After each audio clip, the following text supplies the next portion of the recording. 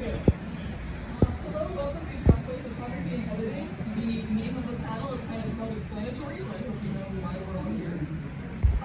I'm going to warn you now, this panel is a bit technical. It starts out a little slow. We're going to go over basically a lecture, but as the panel goes on, it will get a little faster. We'll go through things more quickly. This is my first time doing this panel, so there's a lot to keep track of. Please be a little patient with me. Some parts will be oversimplified because people get entire year-long courses on photography and we don't have that much time. So for the sake of being able to understand things easily, we're going to oversimplify something just a bit. I did take most of the photos in this presentation. If I didn't, I will let you know. It should stay on screen. So let's begin. Hello, I am Cosplay. Just a quick intro. I am one of the honored cosplay guests and a cosplay judge for this weekend. So if you're in the cosplay contest, if you're entering the masquerade, you'll be seeing me again. I'm a cosplayer of 18 years, and I've been a cosplay photographer of 10 years. I've been doing photography for longer, but I've been specifically doing one-on-one or one-on-group photo shoots for cosplayers at conventions for 10 years. I'm a very old weeb. It's been at this a long time, and I hope to be at this for a lot longer. So our table of contents today, if it gets difficult to hear me at all, just let me know, because I can't tell how loud I am. I'm behind the speaker. Table of contents, we're going to go over camera basics. That's all the rough technical stuff. Some optional accessories. Everything I discussed today is going to be optional. You don't have to buy it. I'm not sponsored. Number 3 is probably going to be the most interesting. It's posing the shot, how you want your cosplayers to look in the picture. And then for editing, how you edit. So, camera basics. This is what you're going to learn in any photography 101 course if you sign up for it. Whether you've got a smartphone, a DSLR, or anything, this panel is for everybody who wants to get one. So, there's 3 main types of cameras. I'm going to lump phones and point-and-shoot cameras together. Phones, I hope you all know what a phone is and what a phone camera does. Point-and-shoot cameras are anything relatively cheap that you find in the electronics store. Any camera that's between $50 and maybe $200. They have a single fixed lens. You cannot change it. These are lenses. If you can't stick this on the front of your camera, you've got to point and shoot. Like phones, they're kind of compact. They're easy to transport. They're faster to edit, and you can post the pictures online sooner, especially if you have a phone with a point and shoot. You can just plug it into your computer. A DSLR would be. Can you still hear me? Okay. I'll turn the phone. Okay. This is a DSLR. I use a Canon Rebel T7i. It's a very good entry-level DSLR, and to be honest, you can buy like a $50,000 camera. This is around the $700 to $1,000 range. The quality is not going to be that noticeably different. If you're like a connoisseur and you love photos and you're looking at them with intense scrutiny, yes, you're going to see a difference, but to the average person scrolling on Instagram, there's not going to be a major difference. They're not going to care.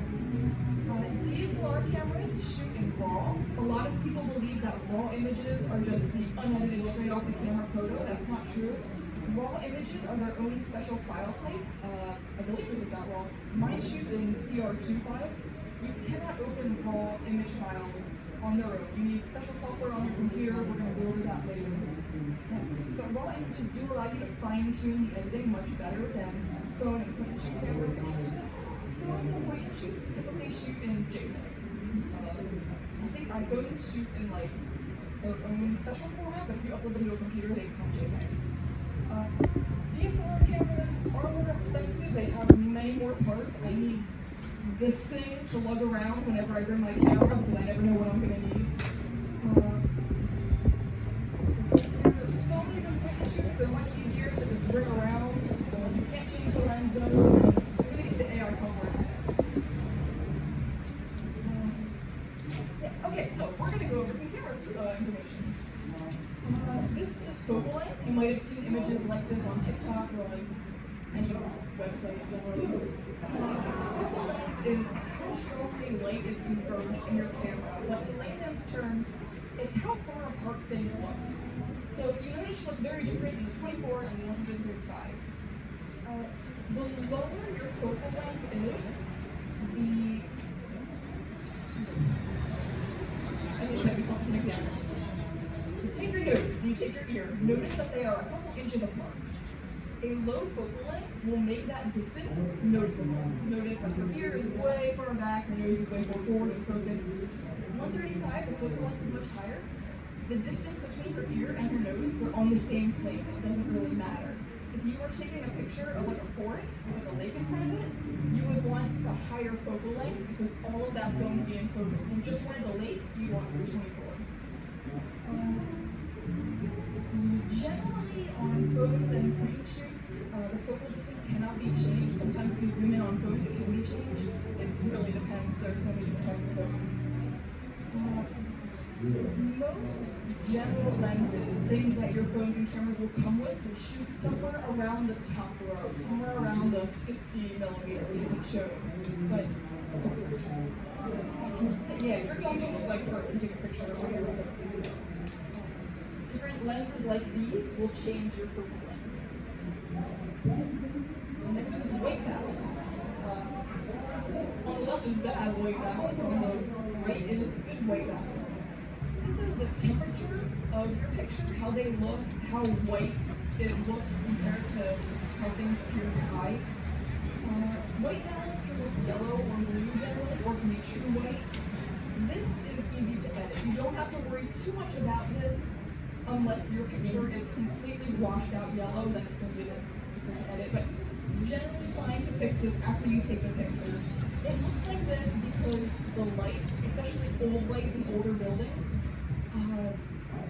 iridescent bulbs? Yes, they're iridescent bulbs. And back then, it cast a yellow light. Nowadays, with LEDs, it's not so much of a problem. I think if we took a picture in this room, it wouldn't be an issue. But older buildings, if you're indoors, it will look yellow. Yeah. On the last slide, I had a question. Oh, yes, I know. In the point what millimeter, because you can see the point behind that. Now it's made in the white. 135 is 3:1. That's because usually the higher the number is, the more you're zoomed in. So the cameraman is probably like, unless they're probably standing in the same, no, they wouldn't be standing in the same spot. To get her face that same size in each one, you probably have to step back where the picture was zoomed in.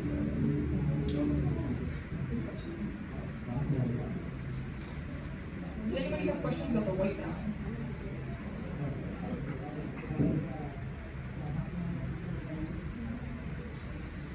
Oh, exposure. You probably all know about exposure. It's how much light your camera is exposed to. On the left here, that's an underexposed image. On the right is an overexposed image. And in the center is the ideal exposure. Nothing's too bright, nothing is too dark. You want to make sure you get your exposure right in camera.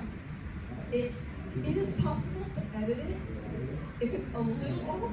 However, if your image is too dark or your image is too bright, that means not enough information is getting to your camera, and if you go to raise the brightness or raise the exposure in editing, it's going to be pure black or pure white. You cannot fix it. The information just is not on your camera. Like, if I tried to edit this here, it would just be a white blob.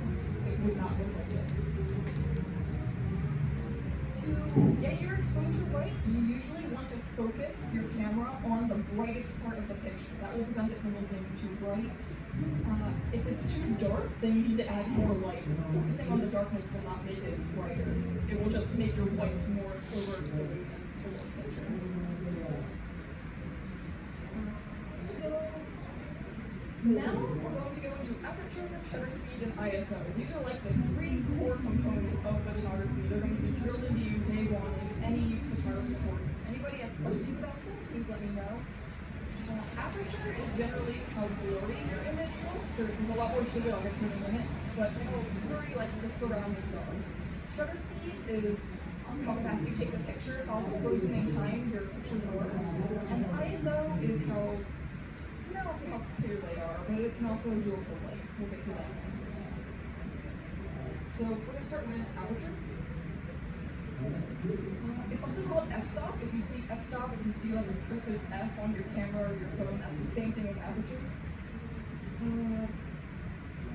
So as you can see, this is pretty much the same photo taken on two different lenses. The left one was taken with this all-purpose lens, the right one was taken with this portrait lens. The left one has a high aperture. You can see everything behind her is detailed. Oh, quick warning that this projector is not the highest quality, so what I'm looking at will be a little different than when you're looking at. So the projector itself is overexposed. So for this though, you can clearly see that the background behind her is in focus on the left with a high aperture. On the right with the low aperture, it's all blurred. Again, same cosplayer, same pose, and again it's zoomed in because the lower aperture requires generally zoomed in more. When you take a picture with low aperture like this, it adds more light to your camera. To get a blurry background like that, your lens has to open very wide, and that lets in a lot more light. This image here, luckily it was a very sunny day. On a lower aperture, higher aperture has less light. Aperture is really good if you want to take pictures with one focal thing to guide your eye to, and then a slightly different thing in the background.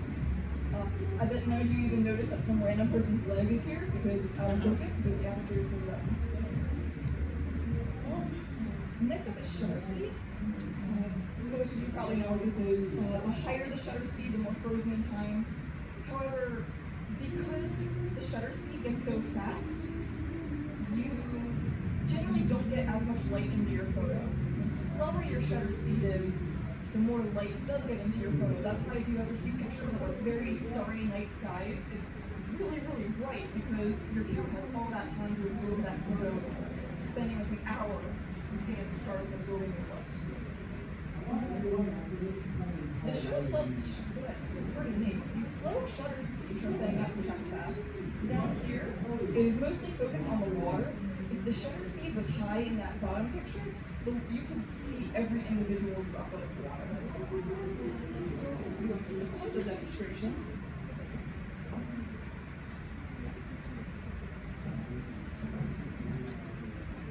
Can you guys hear if I do this?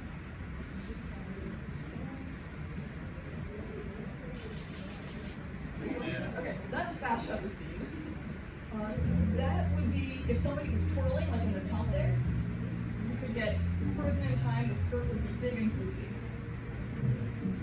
Meanwhile, I'm going to show slow shutter speed. So,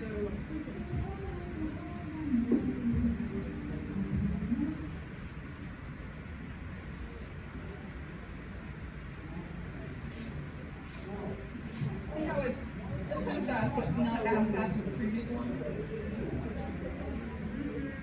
As with aperture, the faster your shutter speed, the less light will come in. This image up top had to be edited. Notice the sunflowers are a little dark, and she is a bit in shadow, although with the projector you can't really tell. And in the bottom, the slow shutter speed has more light.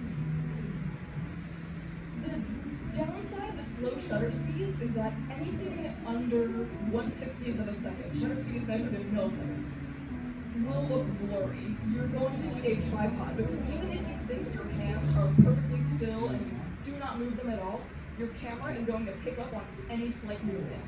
For this picture, you'd think someone's dropping a camera. No, they were holding it perfectly still. The shutter speed was just too slow and it looks like the camera is in a free fall. It's also a very bright picture because, again, slow shutter speed is brighter than it should be. So, you know that both shutter speed and aperture control different things, but they both affect light. ISO is the third part of the trifecta, and ISO's effects are a little different. ISO is how much light your camera absorbs. So, the picture on the top and the right, those were taken on an incredibly sunny day. You can see the sun behind her, and these pictures are actually supposed to be quite dark. They look much brighter off the snow. Even though it was a super sunny day, I took the pictures with the lowest ISO possible, and it made it feel and look like a horror game. Like, these pictures are pretty dark. If anybody wants to come up and see my laptop to see what they actually look like afterwards, I could do that. Meanwhile, down here, It's nighttime, it's bright out, but the cosplayer herself was in shadow, so if you see up here, it's very, very grainy. The lower your ISO is, the more crisp and clear your image is going to be, and the less light will come in. The higher your ISO is, the more light you get, but the grainier your image is. This generally isn't noticeable, again, if someone's scrolling Instagram, but if you're making prints, if somebody is actually looking closely at your picture, if it's going to be big on a website, people will notice the grain. And that can't easily be edited out. So again, just to reiterate, because ISO is like the forgotten third child most of the time.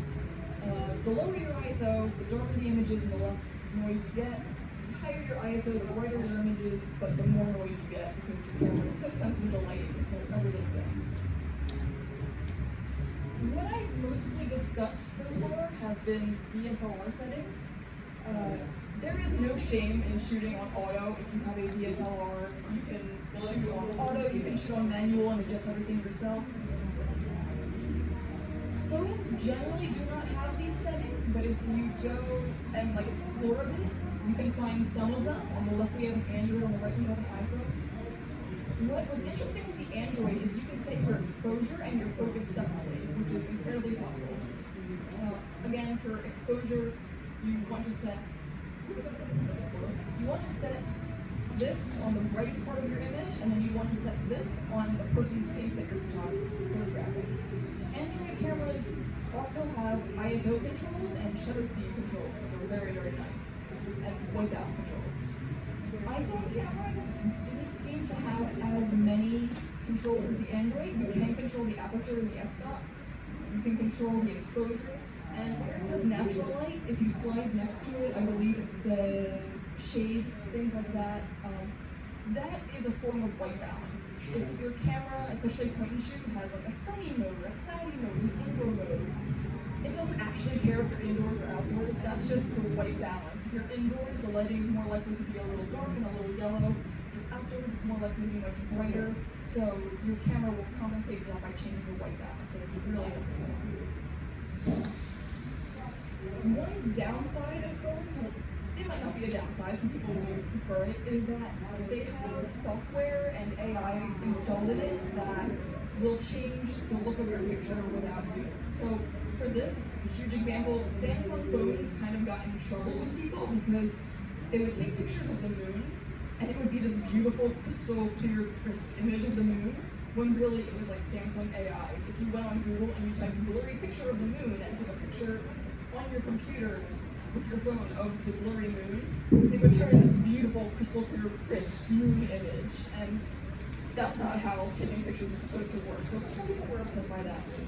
If you have like a portrait mode on your phone, I know that it can blur the background, but it can also blur other things. One time I was holding a fan and I took a selfie with my friend and it blurred the background and it blurred the fan in my hand as well. So just keep an eye on that. Don't take a ton of selfies and then get out of your costume and go back to look at them to find that the AI on your phone or whatever filters your phone automatically adds to change it. Just something to be aware of. Does anybody have any questions about that? I have something unrelated. Is it true that for some phones they tend to make people a little skinnier or maybe a little whiter? Oh, that's a stupid question. Not a stupid question. So that would depend on the focal distance, like the focal length that we were going earlier with the girl on her face. That's how that would change. Some phones might have like a slimming AI to them. I'm not too sure on the specifics of that, but most of the time it would be focal length. They look heavier and smaller. So is it usually better to take photo first and edit it afterwards, or do you want to set it before you picture then edit it out so you don't edit it afterwards? So you could do both. I highly recommend getting the settings right beforehand, just because it kind of saves you time afterwards. You don't have to edit every single image. So we're going to go over some optional accessories now. These are all optional. To take pictures, you just need a camera.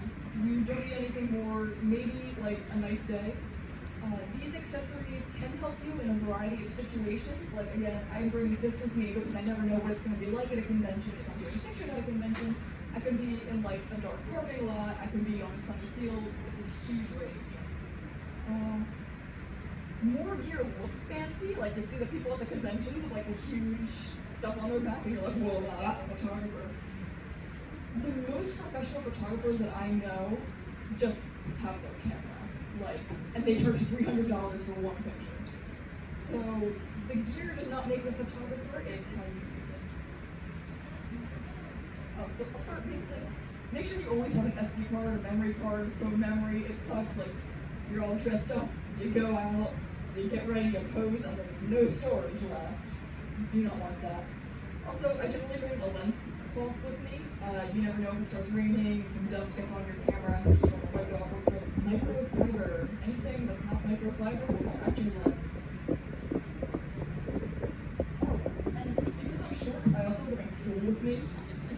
That's generally convenient. That's really handy for you lens. Yes. So some different lenses. Pardon me while I move this around because there are so many lenses. So, there's two main types of lenses. There's also lenses, again, this is for DSLRs. You can get lenses for your phones. They come in like little clip-ons that clip over your camera. I've never used them. I honestly don't think they really work unless you're putting a lens over another lens. It might make things wider, like a wide angle lens, but I don't think it's going to suddenly give you like DSLR magical powers. Sorry. So there's two main types of lenses. There's prime lenses and zoom lenses. Prime lenses cannot zoom at all. In exchange for that, they're generally cheaper, and they have clearer image quality. They have one thing that they do, and they're very good at it. Even though the image quality is clearer, again, if you're just taking pictures for social media, it won't be as noticeable. A normal prime lens, this is for people who want to go on Amazon and shop afterwards. A normal prime lens is generally a 50mm lens, because that's what the eye, our focal distance is about 50mm. A zoom lens, in contrast, does what its name says. It can zoom, unlike a prime lens. Anything over 100mm is generally some type of telephoto lens that's not really going to be used in cosplay. 24 to 105 is the standard range. So some other more specific type of lenses, you have your kit lens. It's the entry-level all-rounder. If you buy a camera, if you buy a point and shoot, it will come with a kit lens. It's great, master of none, but great for just about everything. Kit lenses are generally very, very cheap, but because of that, they can do so much. They also vary greatly in quality. Check out your manufacturer, because some of them suck, some of them are great, some of them are a complete damn. Super zoom cameras,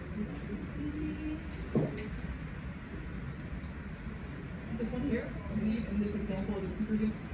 All manufacturers have different looking lenses, so this isn't like the end-all be-all, but in this specific example, this is a super zoom. Self-explanatory, they're super at zooming in on things.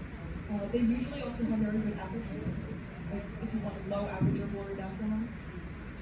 It's also good if you don't want to get too close, if you're working with like claustrophobic cosplayers, or like during COVID, if you didn't want people near you. Super zoom lens, you can be like 20, 30 feet away, and you can still get a close-up of the cosplayer's face. In this case, I believe this lens is a super zoom. I want to zoom. You can't see it, but oh, there we go, it's bigger. This is a telephoto lens. I really don't think you're going to be using this for cosplay photography unless you're like insane. It's really big. If I put it on my camera, it needs its own support. Yeah, and basically, yes, actually, telescopes are super telephoto lenses. They're even bigger. This is generally for like wildlife photography, sports photography, if you're at a big stadium and like I don't know anything about sports. So the person with the ball is like on the other side. This is what you would use to get a picture of them. can see, it stays in its bag because I never use it for cosplay.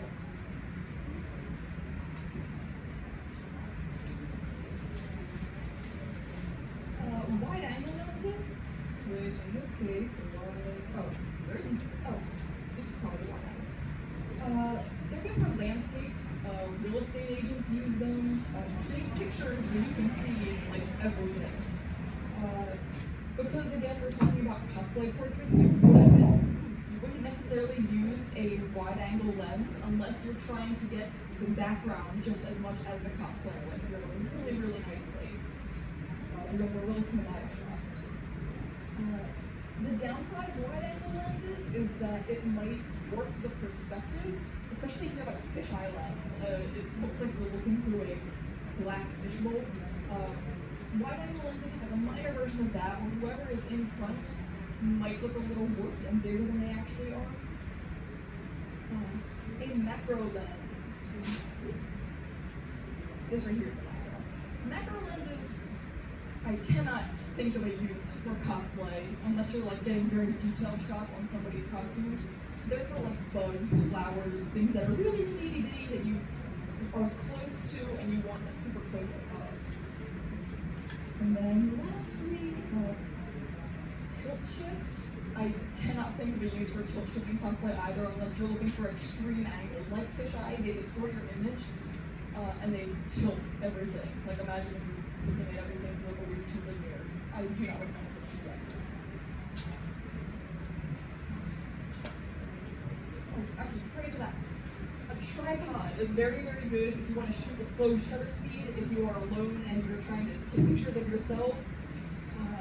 Tripods are excellent for many, many things. I highly recommend them. You can get them for like $10 on Amazon. If you are using a tripod, you might need like sandbags or a book bag, something to weigh it down. Because it is every camera person's worst nightmare to have their expensive like $1,000 camera on top. And then a little gust of wind comes and it all blows over. So it is normal in photography for some photographers to carry sandbags. If you carry sandbags at a convention, you might be insane. But if you're at home shooting, get some sandbags for your tripod so it does not fall over. You may also see some lenses have like a hood on them. That's for when it's super, super sunny out, if you don't want like lens flares or anything getting in your picture. Camera lenses, well, mostly camera sensors, can be damaged by the sun like our eyes do, so you never want to take a picture directly of the sun with your camera. That can kind of destroy it. This is a color card and a white balance card. Even though on the left here this looks like a paint palette, these things can cost over $100 easily, some like $500.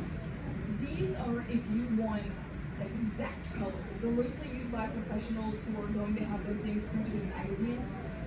What you do is you take a picture of somebody, I do not have one because they're over $100. You take a picture of somebody holding the card, you put it down, take another picture of them, and however pose you want. And then when you're editing, you take the eyedrop tool, and you just drop the color you need. Usually on the back, it will have like the hex code for the color when it is online. I'm using a computer. Does anyone know what a hex code is? It's great because I don't know how else to do it. It will have the hex code so you can match exactly on your computer what the colors look like to the card in real life. Same here if you're shooting in black and white or if you just want good exposure.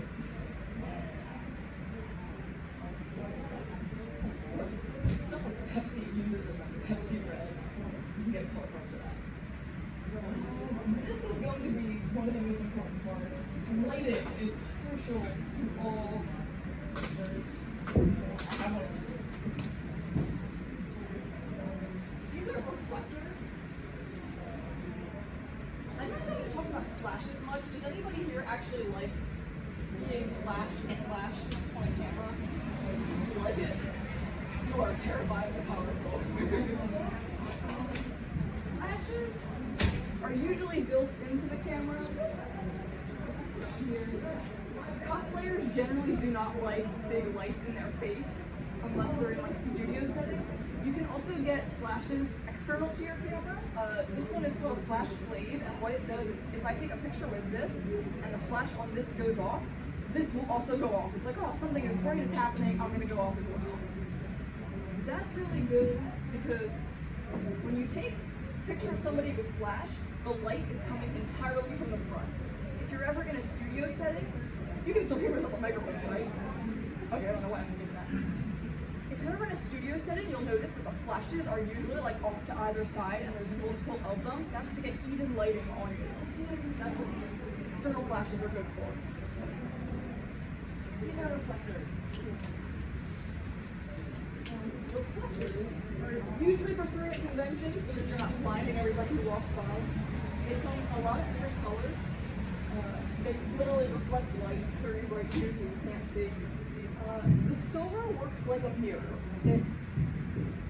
It bounces the light off exactly as it is. It's pretty strong. It's good if you need more light on your subject. The black is very rarely used, maybe in like jewelry photography or like transparent objects. But the black is basically a purple shadow. This is inside out. It's transparent, diffuses light. If you're in the sun is a strong laser. This, you put it in front and it softens the light. You will still have light on your face, on your subject, but it will be much softer and much more even. You see here, this guy, on the right, notice his face is much softer, much brighter. They probably use a white reflector for him. Like this. White is similar to silver in that it bounces off the light, except unlike silver, it dulls the light a little bit and it softens the light. So, again, on my screen it looks different than on this one. His laugh lines are a little softer, his eyes are much more clear. The wrinkle under his eye, the top one, only because it's lighter, is a little more visible, but underneath it, the bags are much less visible. The gold reflector, this is for more light. Most cosplayers, unless you're trying to get a very sunny outdoor vibe, I don't really recommend using the gold reflector. Most cosplayers are going to be using this white reflector. These are cheap, they fold up out easily. They come in a bunch of sizes. If you do not have one of these and you need to bounce light, like something's in shadow and you need to get it lighter but you don't have anything, anything white will do. You can literally take a piece of paper and stick it close to someone's face and shine a light on the paper and it will bounce off. Wall, anything white will do.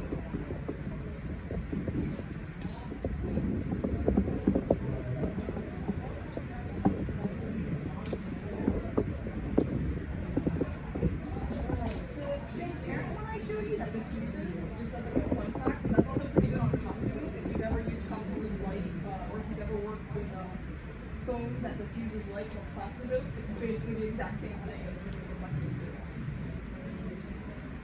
If you do not have natural light, so a reflector will not work, store-bought light is fine. Again, I went over some flash information. I also have this light stick. They have many different sizes. I have a little tiny handheld one. I have this big one. You can control the brightness. Ring lights are pretty good. This here also diffuses the light, so it's not sharp at all. If you have a ring light, they're usually used by video streamers, however, incredibly helpful for photography as well. I did not take that picture, I found it on Google, but it's really pretty because you can see the rings in his eyes. Some cosplayers really, really like that look. And some companies, they make different kinds. The shape of the light will always be reflected in your eyes. So for example, this ring light is shaped like a shoujo manga sparkle, so that if you take a selfie with it, your eyes will look like they're all like kawaii shoujo manga sparkle. So, expensive light and gear is not needed. Here's an example where I was able to change the light just by having the cosplayer literally turn around. This is taken at Otakon. On the left there, the light is coming from above and behind her. It's a big atrium. The light was very uneven. You can see her arm is much brighter than the rest of her skin, which kind of draws your eye to it. And her face, it's part light, part shadow. It's kind of hard to get what's going on. It's not very aesthetic. On On the right, she literally just turned around, and it's completely different. The light is much more uniform, it's much softer. No part stands out, everything is well lit. We probably could have got the look on the right with one of these. Like, if I kept her in the same spot as she is on the left and just put this in front of her, that probably would have bounced the light off and changed to make her look like on the right, but it was just way easier to have her turn around. And again, it's cheaper, you don't need any equipment to do that. So test out different positions, test out different locations.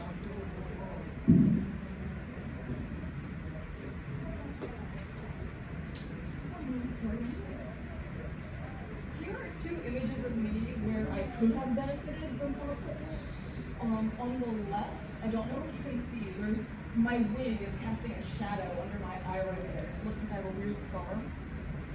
That I could have used a reflector for. If somebody just propped this up like this, about 3 feet in front of me, the light behind me would have bounced off it and underneath my wig, and it would have removed that weird line there, that weird shadow.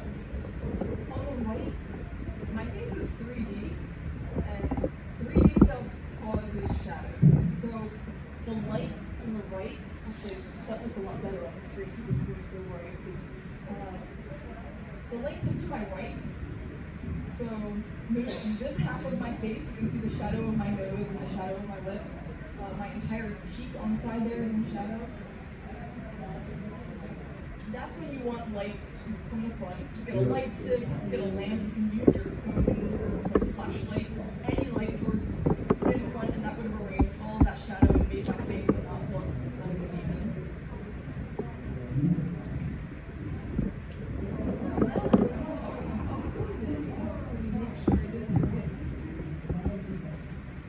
So this is probably the most interesting part for cosplayers, how to pose, because everybody ever is always like, I don't know how to pose, I don't know what to do. There is no one way to take a picture. I can't tell you, like, this is what you have to do, and it will be amazing, because everybody's different, every image is different. If I ask what makes a good photo, there really is no answer, because photography is a kind of art, and art is subjective. Everybody's going to like something different. Granted, there are certain aesthetics. If you scroll social media, you will see the same types of images over and over because they are popular. There's nothing wrong with that. A great way to start out with photography is to imitate what you see online. So again, there's no one specific way to do a picture. You can do close-ups, you can do portraits, you can do full body. You want to ask yourself, what do I want this picture to look like? What is the feel that I'm going for? You do want to have an idea in mind before you start. You don't want to go into a blind. That can lead to some fun things, but most of the time if you go in blind, like if you're a photographer and you're shooting a cosplayer and you know nothing about their character, that's not going to fly. You're not going to get the greatest pictures. It is a collaborative effort, so the photographer needs to know just as much as the cosplayer when it comes to the material you're shooting. One thing that a lot of newbie photographers do is they take their camera and they just hold it up to eye level, like standing up, they raise it to their eye, they snap a picture, thank you, and they walk away. That's okay, that's fine. However, it leads to, like on the left here, it kind of looks like it's in first person. The viewer looking at the image feels like they are in the spot of the photographer.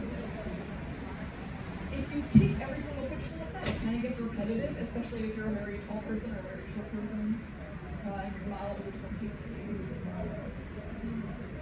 On the right here, you can see anybody who takes a selfie knows you never take a selfie at eye level, you kind of lower it down here a bit.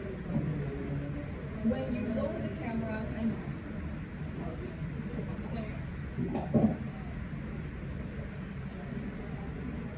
taking the picture from around here, mid-level, is generally the best. Again, everything is subjective, but for cosplay purposes, this shows off the costume the most. Okay, this is not a bad picture. It looks blurry on the projector. This is not a bad picture. It has its charms. On the right there, cosplayers will generally prefer that because it shows off the costume more. It shows a bit of personality. You can see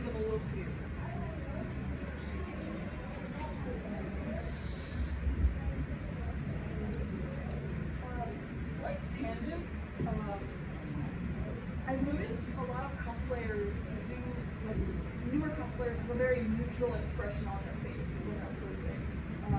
Especially, no matter what they're cosplaying, their face will be very, like an Instagram model, one-way sort of generic face.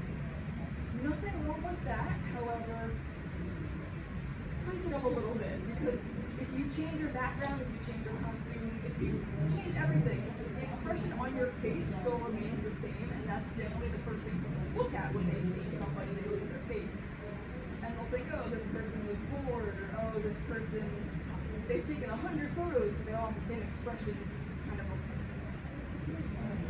If you're cosplaying a character who's insane, if you're cosplaying a character who's very passionate, practice your expressions in the mirror and try to get different feels, different things. The ambient noise from outside bothering anybody? Good. So, one of these awesome cosplayers, they are the focus of the image. Notice they are right in the center. That's how most pictures are taken. Thank you for closing the door. You're not trapped, you can leave it any time, but they are in the center of the picture. That's how most images are taken. That's kind of what we gravitate to. But it's a little boring. This is. Can you see the lines on that screen? Okay, I will get on it point at the lines. This is the rule of thirds. If anybody has ever taken an art class, you probably should have seen it today. The screen is divided into thirds. 1 third, 2 thirds, 3 thirds. 1, 2, 3. Generally, according to art theory, things will look better if they intersect one of these lines. And of course, if they are on one of the cross sections. If you have somebody who's like posing in the how to do it to them pose, you would want their head around here and the hands around here. If you have somebody laying down, you want them laying along this line with the background behind them. If they're laying in front of like a sunrise or like a horizon, laying down here with the horizon right here. According to theory, that is generally the most good-looking aesthetic way to position a picture. Here's some examples. A big benefit of the rule of thirds is you can also show off the surroundings as well as the cosplayer. These all are mostly close-ups, however, it's good for anything. Close-ups, far away. Rule of thirds is generally a very interesting way to make your image. I admire these cool cosplayers for a minute. So, every single person in existence has a double chin if they look down. If you don't have a double chin, you are probably severely overweight. And as you all know, it's not the greatest for pictures. I'm going to make a fool of myself. This is really silly in real life. However, on camera, it looks great. If you want to get rid of like the, you're not going to get rid of the skin on your chin, but if you want to make it less prominent in images, you want to roll your shoulders back and stick your chin out, kind of like you're a chicken. I see you all doing it. I'm glad we're all making it for ourselves. Again, it feels silly, it kind of looks silly in real life, but in pictures, it makes things look so much better. Just be careful you don't stick your chin out too much to look actually like a chicken. There's an image that I have later where I look too silly. Next up, this is mostly an issue in cosplay because we have these giant false eyelashes. Our eyelashes can get so big that they create their own shadows. And the shadows that our eyelashes cast on our faces makes eyes look closed. Occasionally have this issue with cosplayers, their eyes are closed in photos and their eyes are wide open in reality. Sometimes it can be helped if you bounce light up. I find that it's much easier to make someone's eyes look open if they're looking slightly above the camera. So if the camera is right here, you would want to ask your model to look like this way. The reason being, when we look down, our eyelids, they've evolved over millions of years to cover our eyes. Whereas when you look up, the eyelids go back up because we're trying to see up. So you want their eyelid to not be down so far. You want them looking a little higher up from the lens, and that will make their eyes look actually open. Likewise, sometimes people, no offense to people because I'm one of them, when they smile, they look like a serial killer because their make it wide open. Snow Age's panel. This technique is called the squinch. It's kind of a squint, kind of not. It takes practice. You want to half squint. You want to bring the bottom of your eye up a little bit, like imagine you're smiling. That's called the squinch, and it will make you look not like a serial killer. It was invented by this guy named Peter Berlin. I highly recommend him for cruising advice on YouTube if you ever have like hours to waste. This here is a technique he invented called holding the sun. You're about to see why it's called that. So when you put your arms down at your side, your arms are at their flabbiest, especially if you're like pushing it right up against your skin. You can feel it. Your arm is at its thickest from the front right here. This technique primarily only works from the bust up, and the reason being is if you go like this, it redirects your arm. You can feel it, like from this to this. It's at its thinnest part. You can feel the bone is at its most narrow section, and that makes you look slimmer in images. You can see on the right there, these are screenshots from this video, it's much more apparent in the video. He has a much different silhouette, and his muscles are a little more pronounced. His shoulders are also a little slimmer just because he tilted his arm a bit. But again, this only works from the bust up because it's kind of weird if you have a picture of a cosplayer and they're like this. If you are getting a full body image, you want to make sure that your arms and legs aren't pressed against anything. You don't want to keep it pressed against your skin. You want to leave a couple inches. Because no matter who you are, skin is not a liquid, but you guys get what I mean when I say we're meat bags. And the meat bag of our skin is going to squish if it's pressed against something. If you're posing against the wall, you don't want to actually push against the wall, just kind of lean lightly against it so that your meat bag does not squish. That will make you look slimmer and more aesthetic. So height. This is a very difficult thing to change for cosplay. You kind of get taller with high heels. If you've ever seen these people with like the 8-inch platforms, it's a little more difficult to get smaller. What K-pop stars do. Again, this does not work with full body. You're going to have to find something different, maybe a stool. But K-pop stars, to look shorter, they go like this.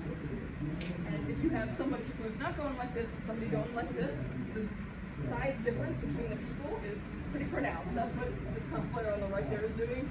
Like that, it's like so much shorter.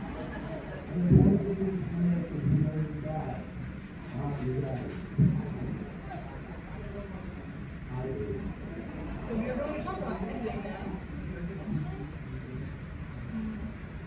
A lot of cosplayers edit their photo. This is like the open, shameful secret. There's nothing wrong with editing. I'm going to go over a bunch of different stuff. There's no right or wrong way to do it. Do what makes you happy. That's what cosplay is. Photography should also make you happy. So at the beginning of this panel, I talked about raw images and JPEGs, phones and point-and-shoot cameras shoot in JPEG, DSLRs shoot in RAW. You guys want to spot the difference with me? Because I'm not sure if this monitor can display the differences accurately. Yeah, that looks like the exact same image, doesn't it? Okay. If anybody wants to come back to the panel and see there is a difference on my computer screen, this just drives home my point that if somebody's looking at it on social media, they are not going to care if you're shooting with a phone, if you're shooting on an expensive camera. They look exactly the same. Basically, the one on the left was edited from a RAW file, the one on the right was edited from a JPEG. They are the exact same image. I copy and pasted the settings from one onto the other. They are edited exactly the same. The difference being, if you're looking on my computer screen, the belt is a little more vibrant on the RAW file, and the background has a bit more contrast. And again, the color shade is more vibrant. On the right, there's less contrast. Things blend together just a little more. Like you can't see as many folds in the belt here. Again, there's no difference on this. On phones, every screen is also different. People are not going to care if it's raw or anything, but there is a difference when you edit them. They do edit differently because raw images contain so much more information.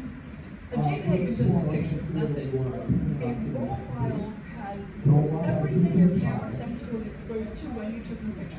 Light information, shutter speeds, everything. And that's why when you edit a raw image, you can edit so much more. You can edit individual colors, which is a lot harder to do. If most cosplayers just post stuff to the internet, this is for if people are printing things. You want to make sure the color profile in your picture is in CMYK. Screens display RGB. Print things are printed in CMYK, and the colors are different. If you look real closely, you can see the blue on the CMYK is a little more muted than the one here. CMYK mostly messes with like blues, pinks, purples especially. The one on the right is what your image will look like if you try to print the RGB without converting it to CMYK first. Again, this is only if you're like trying to print in a magazine, if you're trying to print posters of yourself perhaps. Every manufacturer is different, so if you are making prints with one manufacturer and they go out of business and you decide to find a new one, get a sample first because their colors may turn out different, every printer is colored differently. But I just wanted to warn you all so that nothing will look at this. Make sure if you're taking pictures for print, you make it CMYK first. So, does anybody here ever use Lightroom to edit things? Lightroom is kind of the industry standard. It's like, oh, you use like Lightroom, big shot. This is what it looks like. These are some menus. There are so many menus. This is part of them. Lightroom may be the default editing software, mainly because it's so widely available. Adobe is like the #1 vault of Photoshop. It goes hand in hand with Photoshop. And you can also bulk edit images. You can just copy and paste the settings on 100 pictures at once if it was all taken at the same time. So Lightroom is the standard for image editors. However, there's so many more. These are PC programs, PC software. I'm going to get to phone in a minute. Anything in gold is free. Some people though, even though Lightroom's the default, some people actually prefer Darktable, and Darktable is free. Like with anything, it's based on your preference. You might find one software easier to use than another. Gigapixel down here typically is not an editing software. Remember earlier when I said ISO, if your image has a very high ISO and it's grainy, you can't really get rid of that. You can with Gigapixel, however, it's AI. You don't have to be connected to the internet, it won't steal your data. It is already trained on AI from the company. Gigapixel will use AI to remove noise from a photo for you. If your picture is too low quality and has too much noise, it might turn someone's face into like a weird AI-generated nightmare. But generally, if your picture is clear and you just need to get rid of some of the grain on it, Gigapixel is good for it. PhotoMe is an online thing. You don't need anything to download for that. It's a Photoshop clone. I don't know how the guy gets away with it. I think because he's in Europe, Photoshop can't sue him. But it is an online version of Photoshop that is very, very helpful. GIMP, Clip Studio Paint, Krita, these are all art softwares. Art software can absolutely double as picture editing software or moving images or with picture images, they all get the same way. These are some apps. There are so many of them, and like 90% of them are the same thing. Like probably this. Everything except Printer 365 on the left there, it's probably very similar to each other. Many of these, rather than editing softwares, they're more like beauty softwares. You can change like the shape of your jaw, you can add mascara if you forgot that. In B612, you can add like little hearts and crowns and stuff like that. If you want to seriously edit a picture like a professional one on your camera or on your phone, you can you still hear me? Okay, I'm gonna fight that. Lightroom on your phone is not going to be the same as Lightroom on your PC. I've tried Lightroom on a phone and it kind of sucks. It can edit stuff, but PC is much better. Are any of you like college students? Not to be weird. You might be able to get Lightroom and Photoshop for free through your university. Check that out because you can save hundreds of dollars and it's very, very helpful. Libraries might also, if you guys use libraries, check if they have any free software that you can use. Snapseed is a good Lightroom alternative. I would say Snapseed is a better image editor than Lightroom on mobile, but again, it's mostly for like changing exposure, changing the white balance, shadows and highlights of your image, mostly the same stuff you can do with your default editor on your phone. Canva is very helpful for Canva on your device. Canva and I believe it's called Canva and Pixar, Pixar, are very good photo editors. If you're in a pinch, Canva can make really great collages. Pixar, you can actually edit little small things. It's like a mobile Photoshop. Okay. So this is that one where I said I sent my neck out too far. I didn't bother going back to retake it because it was literally 3 degrees that day and I was very cold. This is the exact same image, just edited differently, and as you can see, they are pretty different images. The brightness on the monitor. The way you edit a photo can completely change how people perceive the picture. And you can edit it into anything you want. There are 3 main ways of editing, I would say. The first is using pre-existing assets and filters. These are called overlays. Well, the things that I use for these are called overlays. This image itself would be a composite because it uses different pictures. Like, notice the cape. This is the original image, but I liked the cape from a different image better, so I stole that and added it on there. The fire, I did not like this poor cosplayer on fire, that's fake. The sky is fake, as you can see. I took a bunch of other images and put them all into this one image. Overlays are very, very good for things that are too expensive to actually do, things that are too dangerous to do, impossible photos, or if you just want to add something extra that you didn't think about at the time. Like here, we did not have trained birds to land on this cosplayer's arm. It's an overlay that I have in afterwards. Overlays usually look like this. They're transparent. You literally just drag them and drop them onto your picture. You can get them. Some are free, some are paid. It depends on who made it in the first place. You can find them on Google. If you look up like flower overlay for Photoshop, whatever overlay, you can find literally thousands, if not millions, who knows. Sometimes they come with a black background, like there's the snow up there and the lanterns on the bottom. If they come with a black background, just open it up in any art software like GIMP is free, anything like that. Put the layer on screen. That will make the black look invisible, but still keep whatever is in the overlay there, so you can actually use it. So here's a picture I used an overlay for. I could not find the original of the one on the right, and when I'm shooting by myself, I use my phone to trigger the camera shutter. But the issue with that is when I'm wearing gloves, I can't hit the shutter button on my phone, so I have to mash my face into my phone until the shutter goes off. I did not want to start a fire in a public park, so I added it in as an overlay layer. The main issue with that is if I added the fire, it would look very obviously Photoshop. It would look very out of place. Because notice that the lighting on the left does not look like cozy fireplace lighting. On the right, I had to change everything else about the photo to make the fire look like in place, to make it look natural there. So if you're ever editing, just right in the area around any light source. So pretend that we're all holding magic in our hands, like light magic. Anything behind your hand would be in shadow. Everything in front this is behind you, this is behind you. Anything on the palm-facing side of your hand would be in light. Your nose might cast a shadow on your forehead. Any of this would be in light. Anything here would be dark. Keep stuff like that in mind when you're editing. You want to try and make it look as natural as possible, and you don't want people to know that you're like faking your magic powers.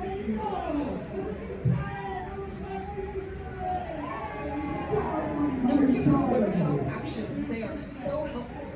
They are kind of limited to just Photoshop. Photokey might be able to use it, but I cannot think of any other software that is able to run Photoshop actions. They might exist, but I'm not familiar with them. Photoshop actions basically edit things for you. They are so helpful. For this, I edited like a body power around this Deku cosplayer, and all I had to do was draw on the Deku like where he was so that the image didn't edit him out, and then I drew lines where I wanted the power to be, and I hit play, and it did this by itself. It's very good for stuff like powers, body powers, charging up, magic, anything that looks kind of wispy. It does have an element of randomness to it, so it will not look exactly as you draw it. The lines will not be exactly where you place them, but I think that's another benefit. It can be used for so many things. It can be used for minor stuff like editing skin, changing the light, or for big stuff like this, like turning Dr. Stone cosplayers into literal stone. When you use an action, this is what it looks like. You can create them yourself, but it will take long. Notice the scroll bar over here is so very tiny. That's because literally all of this down here is all the action. It would take a person literal hours to do that, or probably at least an hour, to do that by themselves, clicking every button individually. The action knows what buttons to click for you, and as long as you highlight, like here, background, that would be the cosplayer, brush, that would be where you want the action to be. As long as you just draw those in and hit go, the action will do it for you. Just like overlays, some actions are free, some actions are paid. You can find a ton on DeviantArt. I didn't know that was still active, but you can find a ton of them on there. There were consoles in the past. And the last thing is drawing in details. Back in the olden days, before the marvel of technology, when people took pictures, they literally drew on the image to Photoshop it. Like my aunt had her braces edited out of her high school picture by some guy just drawing over it. We still do that to edit pictures. You can see here I edited my hair, I have a giant tail and like dark purple flames coming off of me. That was not in reality. You can also draw things out right here. I'm blind without my glasses, so I just throw them over. You can see my glasses on the ledge there, and they were drawn out for the final image. To do that, having a tablet really helps. You can actually draw on it. If you can do this with a mouse, I'll be very impressed. It's literally drawing. Clone stamp and spot killing tools are very, very helpful for hiding things. The clone stamp literally just clones whatever you select. Like if you have, say I took a picture of this wall, and I did not put the light switch on the wall, I can use the clone stamp to this texture and just brush over this, and this will be completely gone, replaced by an exact copy of this wall right here. Use the surroundings. If I ran a healing brush over this, there's a 50% chance it will come out looking like this wall, a 50% chance it will come out looking like this wall, because it bases it off your surroundings.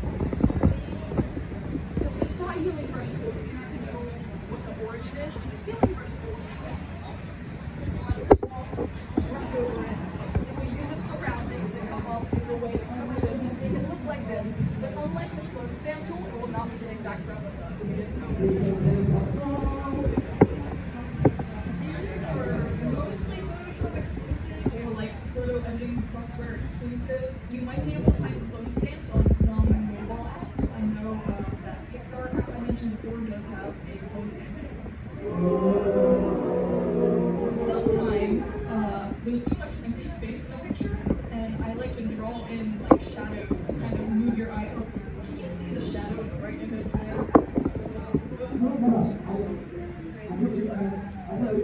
This space, it's empty. There's no point in it. It draws your eye away from the cosplayer, and you're like, why is there so much space? There's a bit of a shadow here, and if you saw this on a computer, your eye would naturally be more inclined to go towards the cosplayer than this empty space up there. That's kind of a trick I use. Okay, put over these pictures. Here we have different cosplayers. Do a celebrity on this. I have shadows drawn here and up at the top as kind of like a feet to direct your eye towards the cosplayers, but the shadow is so subtle that you don't actually see the black lines, and it like tricks your subconscious with what the cosplayer is.